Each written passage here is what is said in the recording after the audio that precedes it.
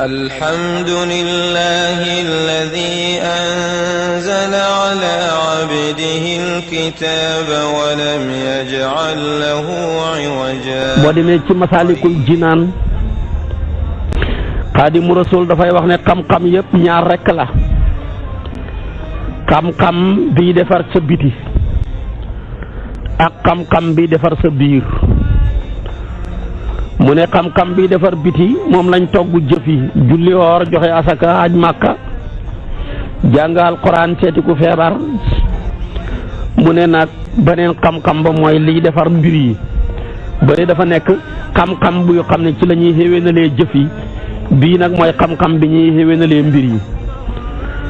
moo tax bu njëkk ba moom lañuy tuddee xam-xamu fiq, bu ñaareel ba mu ne moom lañu tuddee xam-xamu tasawuf. moo tax nag ma ngi koy wax ci Masaalikul Jinaan xëtam, boo demee ci xëtam tabaarakallaahu juróom ñaar ma nga ne al ilmu inda al ulamaa'i yanqasim li zahirin wa batinin sirran kutim zahiruhu al muslihu lil a'mali wal baatinul muslihu lil axwaali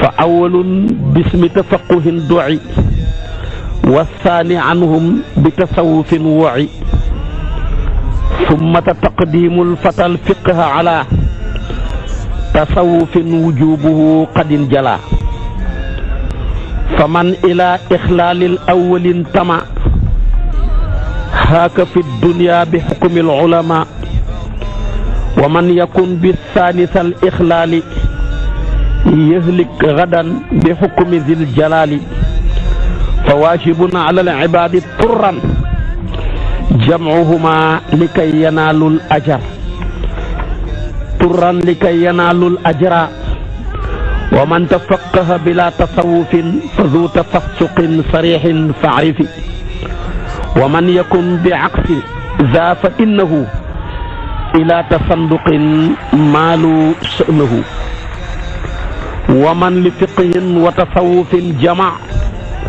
fa huwa alladi xuqa lahu an yuttaba axraja zal xukuma al imaamu Maaliku rahimahu radiya anhu Maaliku. kon lii mi ngi ko safha juróom-ñaar jëmba juróom-ñett ci téeréem bu tedd bu ñuy tuddee Masaalikul Jinaan. xam naa li ma wax ñu bari ñu dégg arab xam nañ li mu firi, waaye ñi ko xamul daal Xaadimu Rasuul si Ahmad Bamba dafa wax ne xam-xam yëpp ci ñaar rekk li séddaliku, bu feeñ ak bu nëbbu. bu feeñ bi li ko tax a jóg mooy xéwénal jëf yu feeñ yi, bu nëbbu bi li ko tax a jóg xéwénal mbir yi ne ci biir te du feeñ.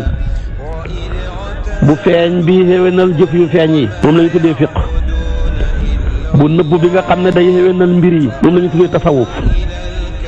mu ne nag ku ne boo nekkee ab jullit li war ci yow nga jiital fiq miy defar lu feeñ li ci tasawuf miy defar mbir yu nëbbu yi. képp koo xam ne ngaa wéet ci xam-xamu fiq mi ñu war a njëkkee, yow moom xalku nga ci àdduna. loolu la borom xam-xam yi xatte ne yow xalku nga. ku wéet ci xam-xamam ñaareel bile ñu tuddee tasawuf, yow moom duñ la mën a xatte ndax sariya dafay xatte li feeñ. duñ mën a xatte sa mbir borom xam-xam mënuñ koo xatte ndax lu feeñ lañ mën a xatte, waaye fa ñuy xattee lu nëbbu la ca yàlla foofa ngay xal ko. moo tax mu ne ko koy yëhlik xadan bi xukmi zil jalaali.